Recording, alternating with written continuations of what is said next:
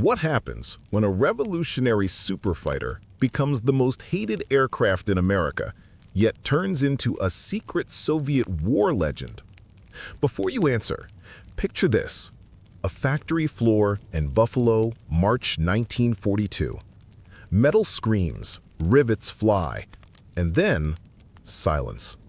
A mechanic freezes, wrench hanging in midair, as a furious test pilot storms off shouting, "I'm not flying that death trap."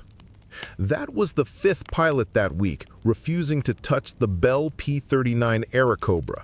Brand new, shiny, cutting edge, and American pilots despised it so much they'd rather risk court-martial than fly it.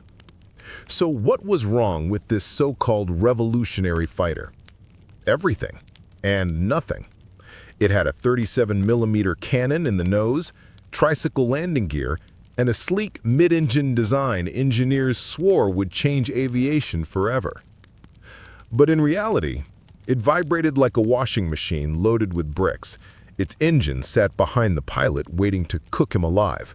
And once you climbed past 12,000 feet, it gasped like a smoker on a staircase. Pilots called it the flying coffin. British test units canceled their orders. French pilots never got theirs before collapsing to the Germans. Even Bell's own test pilots started refusing to fly it. And yet, America kept building them. Why? Because in wartime, politics beats logic.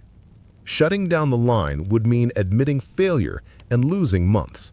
So P-39s piled up in storage, gleaming, useless, expensive reminders that even superpowers panic-build duds. But here's where the story explodes, because the Soviet Union saw gold where America saw garbage. Before we continue, if you're fascinated by untold innovations that changed history, hit subscribe and drop a like on this video for more amazing World War II stories every day. Stalin didn't care about high-altitude performance.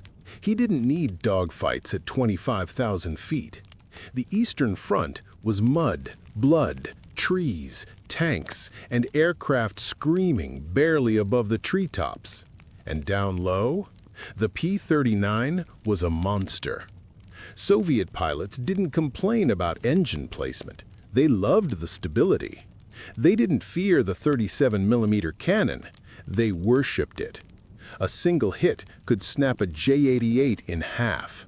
Soviet aces racked up kill counts that American commanders swore the aircraft was incapable of achieving. One pilot reported, "It climbs like a stone, but it dives like a thunderbolt." The cannon? Magnificent. So here's the question that ignites arguments every time. Was the P-39 a catastrophic American failure, or did the West simply misunderstand a masterpiece the Soviets weaponized to perfection? Drop your take in the comments.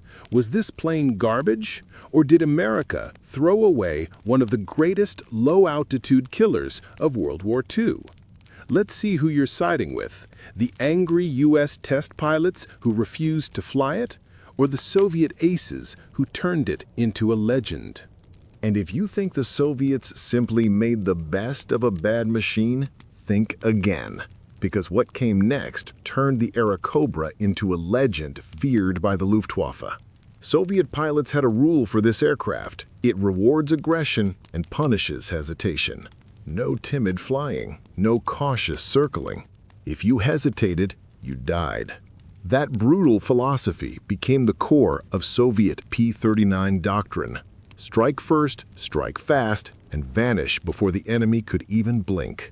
They turned a plane Western pilots called a death trap into a low-altitude assassin. The Airacobra swooped in like a steel hammer. Nose down, screaming dive, a single 37mm round tearing a German bomber in half, then a vertical climb back to safety before any Messerschmitt pilot could even curse. And the man who weaponized this doctrine, who rewrote fighter combat on the Eastern Front, was a young pilot named Alexander Ivanovich Pokryshkin, a name whispered with awe in Soviet archives.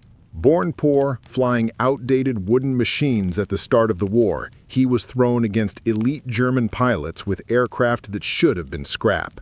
But once he strapped into the P-39, everything changed. He saw potential where everyone else saw failure. He built an entire tactical system around the Airacobra, the formula for air combat, emphasizing altitude control, violent diving attacks, and surgical precision. His pilots didn't dogfight, they hunted. First patrol at 15,000 feet, spot German formations below, dive like a falling anvil, fire at point-blank range, rip the enemy apart, climb back out before the Germans even reacted.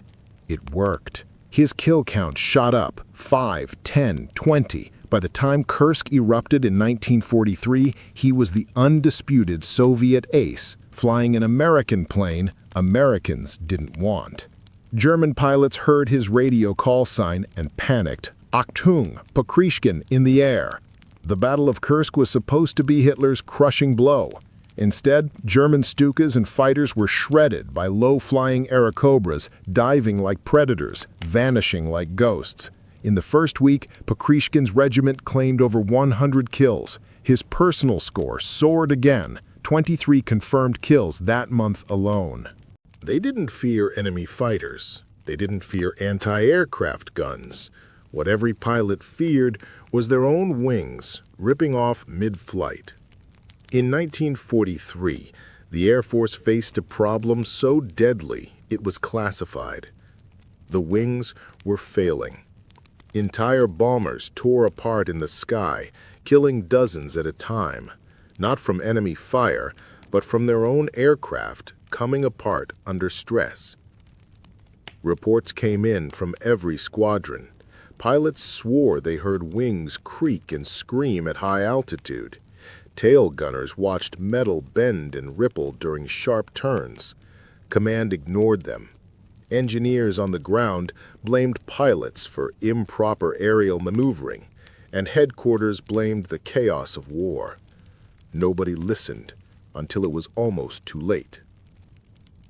One mission over the North Atlantic turned the suspicion into horror. 30 B-17s cut through a frozen sky, fighting brutal headwinds. In bomber number 27, the pilot heard a metallic shriek, like steel screaming inside the wing. Then came the cracking. The left wing fractured, ripping in half. The aircraft broke apart, and the crew was thrown into the sky. They never even saw an enemy. Their plane simply destroyed itself in midair. The official report blamed turbulence. Privately, the investigation revealed a chilling truth. The B-17's wing design had a hidden structural weakness. It was never built to survive the stress of real combat flying.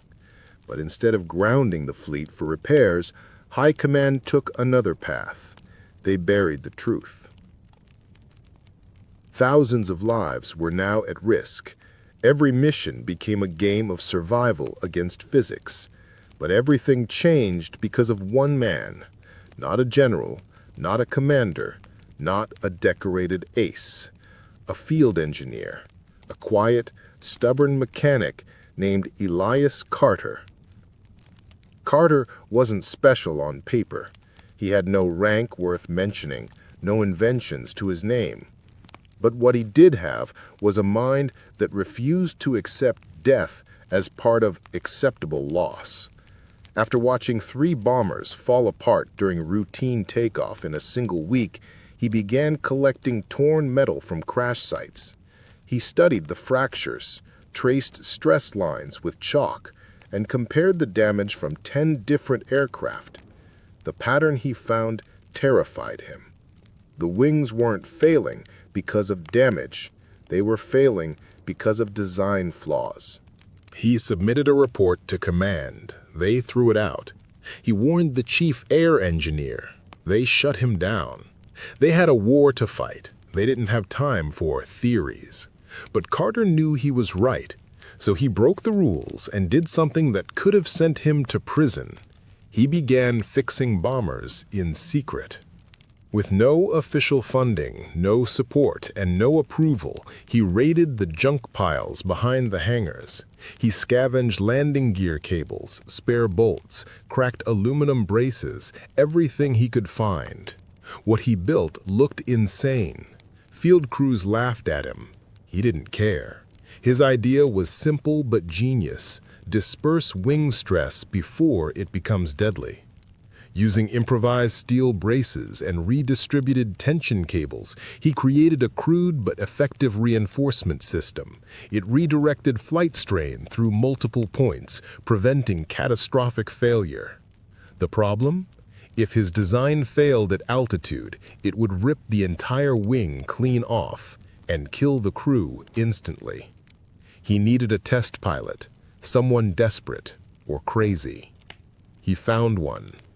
At dawn, a modified B-17 was rolled onto the runway. No markings, no paperwork. Carter had installed his secret reinforcement overnight. Ground crew watched in disbelief. If this experiment failed, the plane would disintegrate in front of them. The engines roared to life. The bomber lifted into the frozen morning sky. 2,000 feet, 5,000, 10,000. The test pilot threw the aircraft into a hard banking turn, the exact maneuver that had destroyed so many bombers. The wings groaned under pressure, and the metal flexed. Then something incredible happened. The strain stabilized. Carter's design held. For a moment, everyone on the ground believed they were witnessing a miracle of instinctive engineering. And then, just as hope appeared, fire erupted from the left engine. The bomber spiraled out of control, and Carter could only watch, helpless, as his illegal invention and everyone on board vanished into the clouds. What happened next would ignite a war inside the Air Force itself, a war not fought with bullets and bombs, but with pride, politics, and power. Because what Carter built didn't just save one plane, it had the power to save an entire air fleet, and that made him very dangerous. October 14th, 1943. 25,000 feet above Germany, Staff Sergeant Michael Romano crouches in the cramped tail section of his B-17, hands gripping twin 50-caliber machine guns that weigh more than he does. Through the small plexiglass window, he watches a Focke-Wulf 190 positioning for an attack run. 6 o'clock low, the bomber's most vulnerable angle. Romano squints through his ring and bead sight. The primitive aiming system, essentially 2 metal posts he must align with his target, offers no compensation for speed, no calculation for deflection, no help whatsoever, as both aircraft hurtle through the sky at combined closing speeds exceeding 500 miles per hour. He fires. Tracers arc harmlessly behind the diving fighter. The FW-190's cannons flash.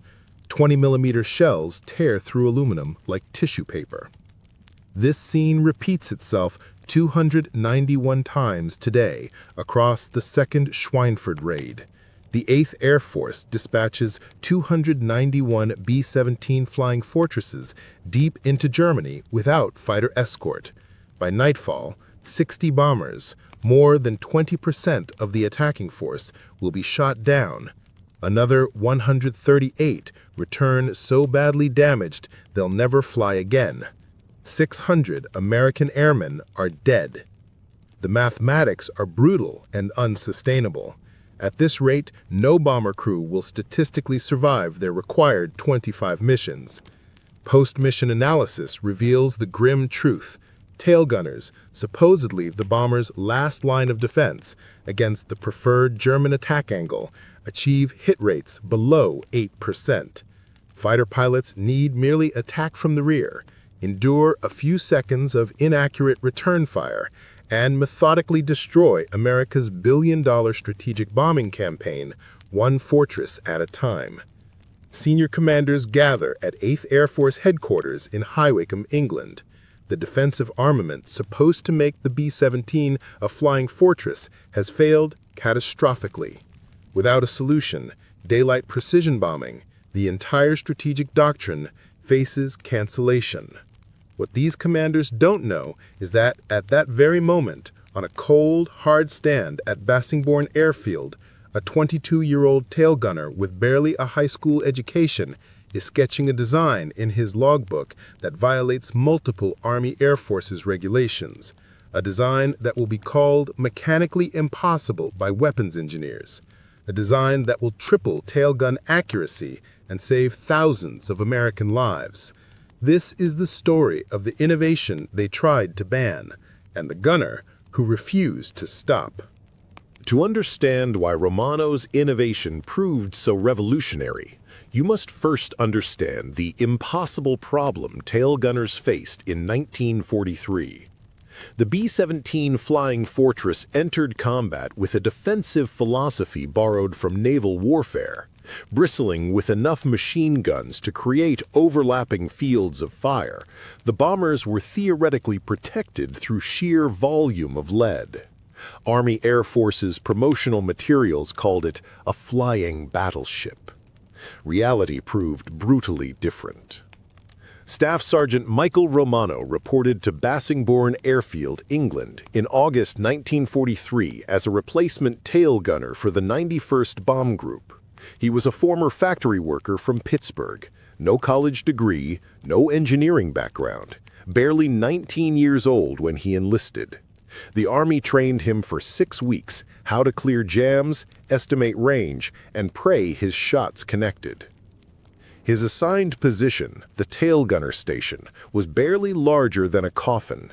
He had to kneel on a bicycle seat, feet braced against the aircraft structure, hands wrestling 84-pound Browning M2 machine guns through a cramped field of fire. The guns pivoted on a simple yoke mount. His aiming system consisted of a ring and bead sight, a metal circle with a post at the front, like sights on a frontier rifle. To hit a diving fighter, Romano had to estimate the target's speed relative to his own aircraft, calculate deflection angle, where to aim ahead of the target, compensate for bullet drop over distance, execute all calculations while wearing bulky gloves in -40 temperatures, fire before the German pilot's cannons with 4 times his range, and hope his shots landed before his tail position was turned into shrapnel.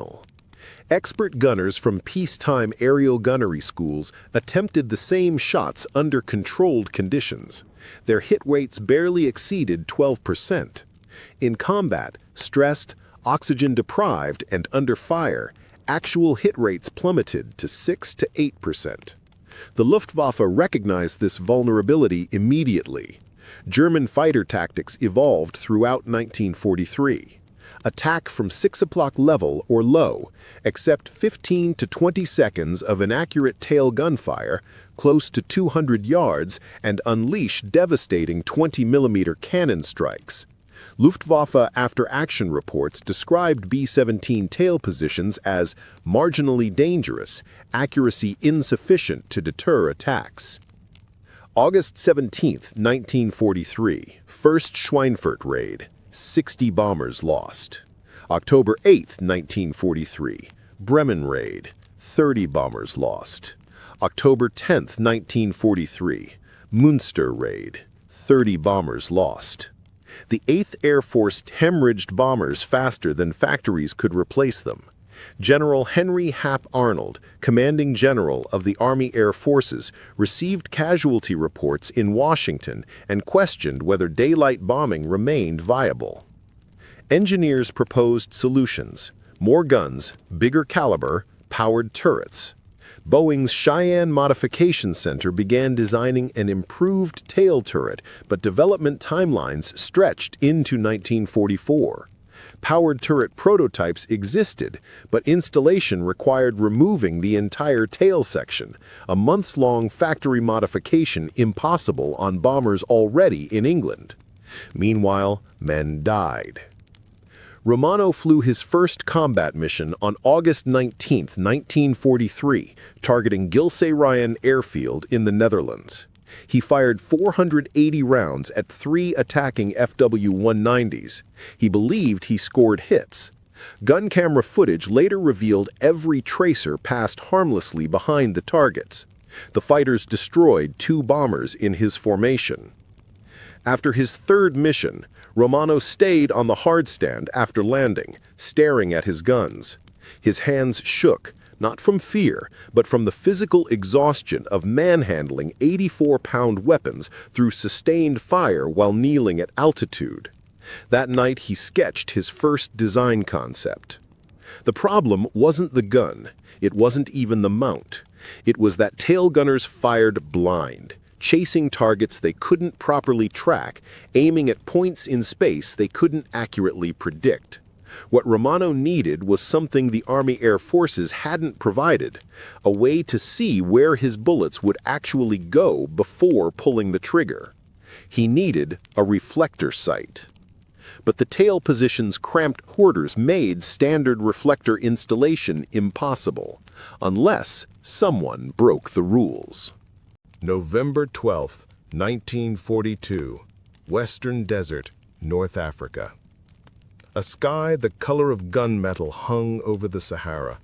The wind moved like a blade, carrying dust and the smell of burned fuel across the wasteland. The war in North Africa had already devoured men, tanks, and nations, and it was about to teach one soldier a lesson he would carry for the rest of his life. The wreck of a British supply convoy lay silent in the sand. Scattered crates, twisted steel, black smoke curling into the cold desert air. The battle had ended only minutes earlier. Tracer fire still glowed in the dunes, but the Afrika Korps advanced, disciplined and relentless. A scouting platoon moved in to secure the convoy, helmets low, rifles ready. Their boots crunched over broken glass and shell casings. Every man expected traps. Every shadow felt like a sniper. That's when one of them saw it. A small shape, low, olive drab, parked halfway behind a shattered truck. Not British, not German. Something strange. A vehicle. A captured American vehicle. One of the soldiers called out, confused, "Was ist das?" They approached cautiously, rifles raised. It sat untouched, engine still warm. The paint was perfectly smooth, the tires thick and deep-tracked for terrain, rugged, compact, efficient. A metal plate on the dashboard read, Willis MB, U.S. Army. They called it a Jeep. The desert fell silent. The German lieutenant stepped forward, boots sinking into sand. His face was calm but curious, the kind of curiosity that comes before a storm. He looked at the mechanics in his unit. "Get our best man." Minutes later, he approached, the man who would become the witness of this story. A hardened Afrika Korps mechanic, a quiet man who had repaired everything from Panzer transmissions to half-tracks crippled under artillery fire. He valued one thing above all, German engineering superiority. To him, nothing built by Americans could match German precision. He opened the hood of the Jeep, and in that moment, everything he thought he knew about war, about engineering, about Germany's future, began to crack. Because inside the Jeep, nothing made sense. No complicated layout, no overworked metal, no delicate instruments, no need for specialized tools, no complex firing systems. Everything was simple, brutally simple. The kind of simple that only comes from genius. The wires were color-coded, every component labeled, bolts were standardized, fuel system, basic but unbreakable, air filter, field-ready, spark plugs, accessible in seconds. Everything was designed for a farm boy to fix in a trench under enemy fire. It wasn't just a vehicle. It was a revelation. And as he stared under that hood, surrounded by the emptiness of the Sahara, he realized this machine wasn't built for comfort or elegance or beauty. This machine was built to win wars, and Germany had nothing like it. He didn't say a word, but the wind carried a message across the dunes, a warning from a silent enemy. America wasn't just fighting with soldiers. America was fighting with factories. And for the Africa Corps, that changed everything. The morning sun rose over the wrecked supply column, turning the desert into a sheet of molten gold. The sand was littered with broken crates, torn canvas, and bullet-riddled fuel drums leaking into the ground like bleeding metal. Crows were already circling overhead. They always came after battle. Feldwebel Karl Weber wiped a line of sweat from his brow. He stood over the captured American Jeep, hands on his hips. He was a battlefield mechanic, attached to 9th Leichte Afrika Division, and he had seen hundreds of vehicles in his life, but never one like this. It looked crude, ugly even. Flat panels, box frame, simple canvas roof. No German engineer would dare make something so plain. But it had survived this ambush. Their own German vehicles hadn't. Behind him, Oberleutnant Franz Richter, their reconnaissance officer, tapped the Jeep's hood impatiently. "Can we use it?" Karl didn't answer immediately. He just stared at the Jeep. Most vehicles he encountered in Africa were stubborn bastards, delicate, over-designed, temperamental in the desert heat. But this thing, this box on wheels, felt different. It still smelled like gasoline and tobacco. It still looked alive. "We'll see," he finally answered. He pulled the hood latch and lifted, and then he froze. For the first time since he had been drafted into the Wehrmacht, a machine made him feel insulted. It shouldn't have been possible. The engine compartment was immaculate. Everything was labeled. Wiring was color-coded. Bolts were standard size. Parts could be removed in minutes without special tools. This wasn't German engineering. This was something else. Behind him, the other mechanics gathered around. "Mein Gott," muttered Dieter, his assistant. "Even the oil filter is easy to reach." "Look," Karl said, pointing to the layout. "No engineering arrogance. Everything is simple, practical, purpose-built." "This isn't engineering," Hans scoffed. "This is farm equipment." Karl shook his head. "No, this is war equipment." He pulled the choke and turned the ignition. The engine started on the first try. No grinding, no sputtering, just a smooth, controlled rumble. The men stepped back. Karl revved the engine skeptically. The Go Devil engine responded instantly. Tough, simple, uncomplaining. "How is that possible?" whispered Dieter. Karl didn't answer. His pride was at war with his reality. The Jeep worked. Better than anything he'd seen in North Africa. He looked around at the damaged column. One of their own Kubelwagons sat nearby, its suspension destroyed, its radiator cracked, its engine choked with sand. The German vehicle represented precision engineering, but this American Jeep represented something far more dangerous. Industrial ruthlessness. This thing wasn't built for elegance. It was built to be multiplied. "This changes everything," he muttered. "What?" Karl didn't respond. Instead, he reached into the glove box and pulled out a maintenance manual. His blood went cold. The instructions were written so simply that any idiot could service this machine. Hans leaned over his shoulder and laughed bitterly. "They wrote these for peasants." "No," Carl said slowly, eyes narrowing. "They wrote this to win a long war." He stood up straight, feeling something he didn't want to feel. Respect. Far off in the dunes, artillery thundered again. Their war wasn't over, not by a long shot, but something had changed. He could feel it. Back at camp, the captured Jeep became a sensation. Officers argued over who would get to use it. Mechanics from other units came to inspect it, each wearing the same stubborn frown, trying to hate it, failing to. The Afrika Korps prided itself on endurance, discipline, and elite fighting spirit. They drove their vehicles until the suspensions broke and engines died in the sand. But they had always believed German design was the best in the world.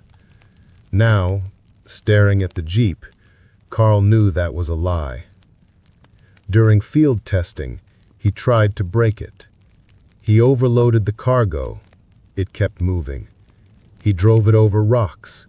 It didn't complain. He cut through sand dunes that swallowed the Kubelwagen alive. The Jeep didn't even slow down.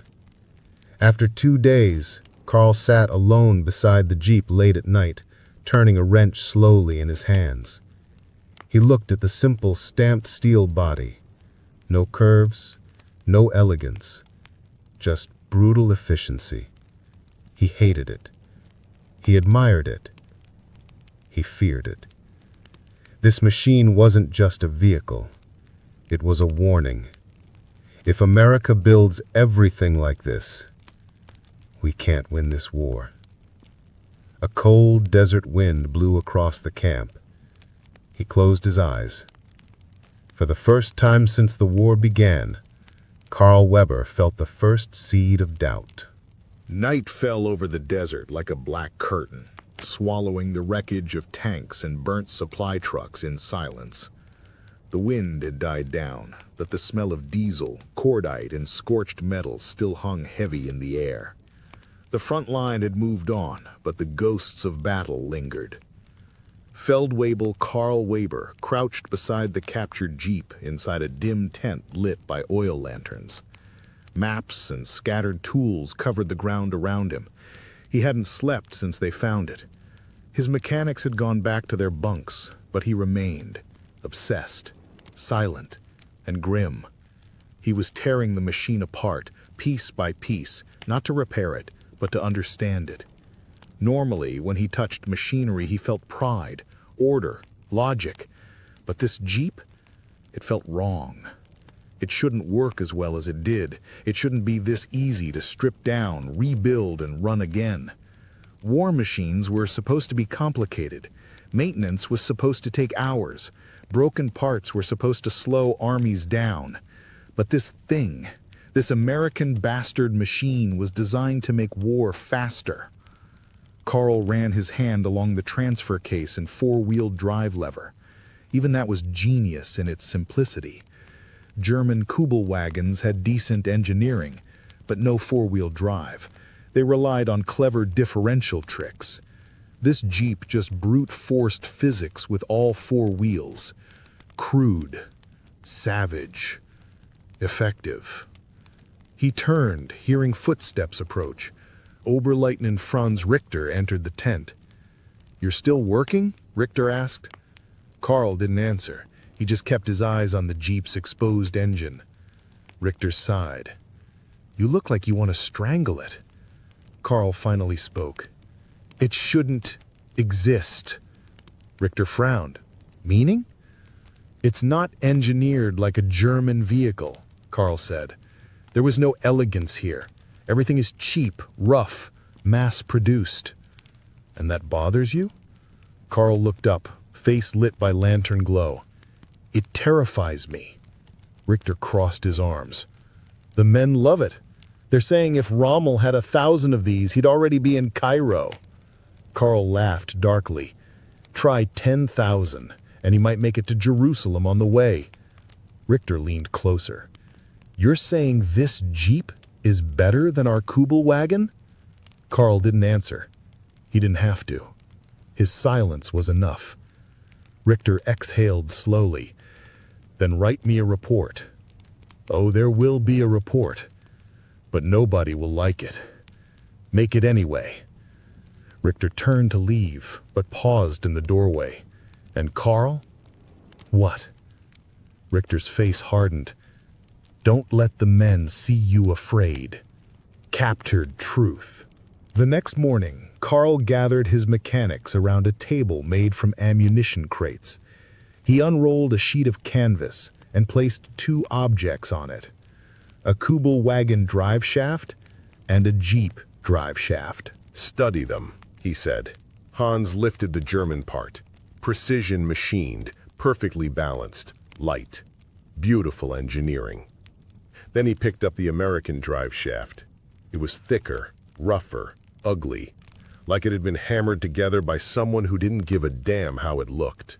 Dieter laughed. "This looks like blacksmith work." Carl pointed. "Which one do you think survives a landmine blast?" The laughter stopped. He slammed the Jeep part on the table. "This isn't beauty. This is war. This thing isn't made for parades. It's made to be built fast, driven hard, and survive hell." He pulled open a crate and dumped more parts on the table. Jeep axles, air filters, fuel pumps. "All standardized," Carl said. "Interchangeable across every Jeep they make. Do you understand what that means?" Hans frowned. "Factories can replace parts fast?" Carl shook his head. "No, it means they can build an army faster than we can destroy it." Silence. Nobody laughed now. The report Berlin won't want. By evening, Carl sat hunched over a crate with a fountain pen, writing by lantern light. Technical summary, U.S. Willys MB, field assessment. Conclusion, the American Jeep is not a vehicle, it is a strategy. He wrote about cold start performance, excellent. Engine access for field maintenance, exceptional.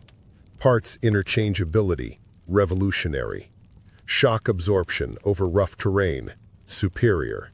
Fuel compatibility, runs on almost anything. Serviceability by anyone with basic tools, dangerous advantage. He hesitated before writing the final line. His pride didn't want him to write it, but his duty forced him to. Recommendation, immediate study and adoption of similar principles, or within 2 years, we will be overwhelmed by American production capacity. He signed it, Feldwebel Carl Weber, Afrika Korps, Vehicle Maintenance Command. He hated what he wrote, because every word was true. Desert Trial. 2 nights later, Rommel's Corps moved under the cover of darkness, withdrawing deeper into Tunisia under constant British pressure. The Jeep came with them. During a night convoy, they reached a dune slope that stopped the German column cold. Trucks bogged down, half-tracks struggled. The Kubelwagens died in the sand one by one. Richter looked back at Carl. "Test it." Carl climbed into the driver's seat. The engine came alive instantly. He threw it into 4-wheel drive and drove straight up the dune. Effortlessly. The entire column watched. Nobody spoke.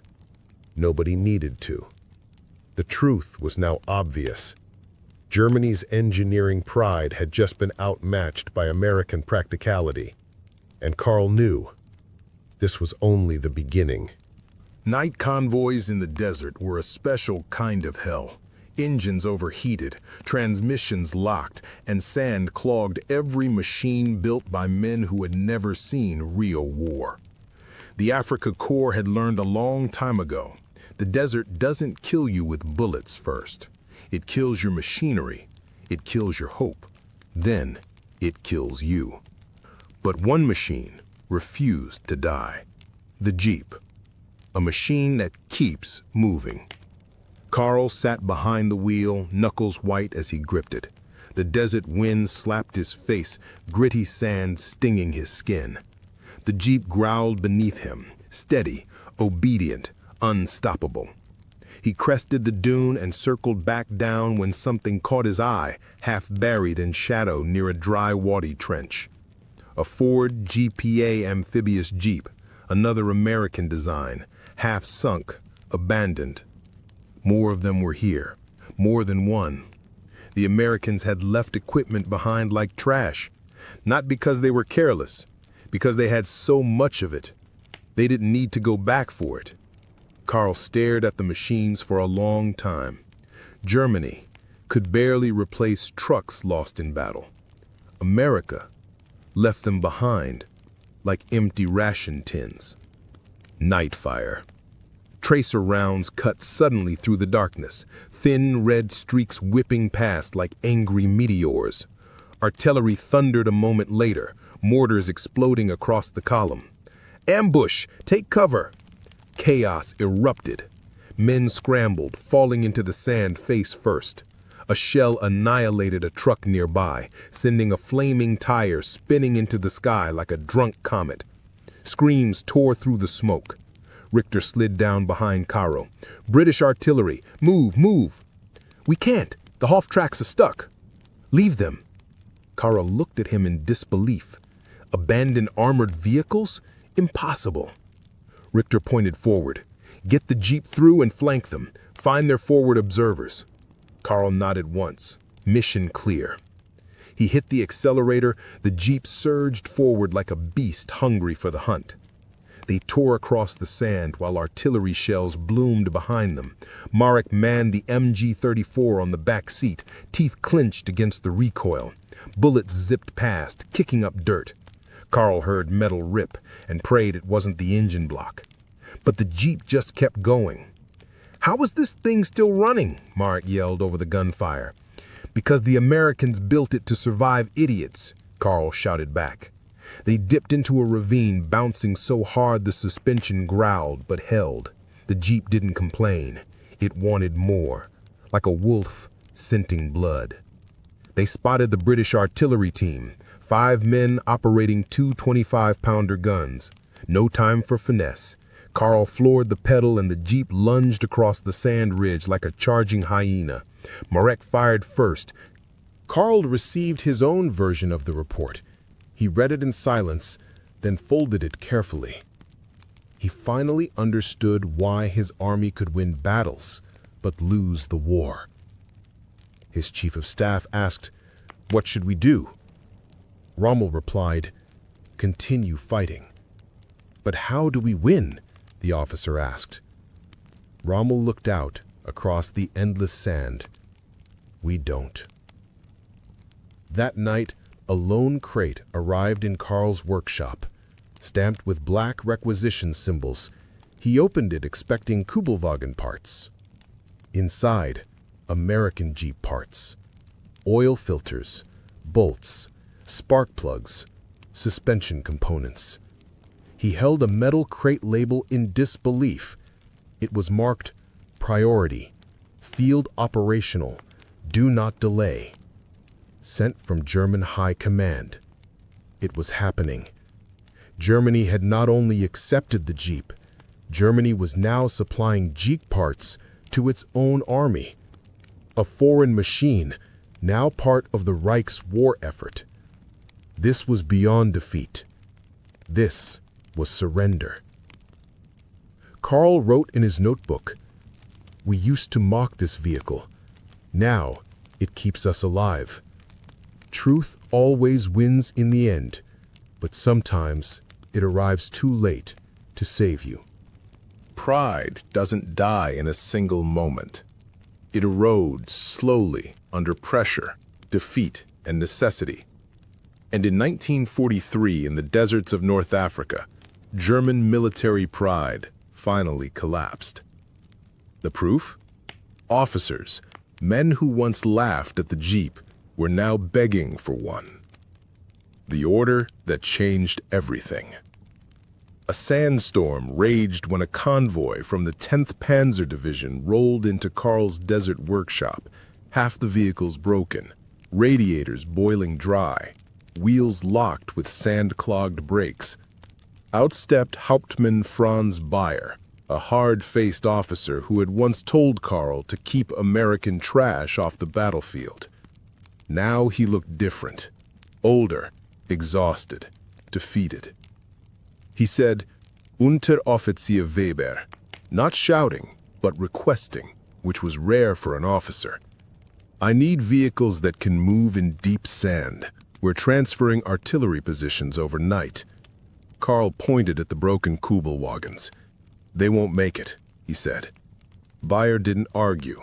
He just asked, "Do you have any jeeps?" There it was. No more denial, no arrogance, just desperation. Karl nodded. 3 operational, 2 more if we swap axles tonight.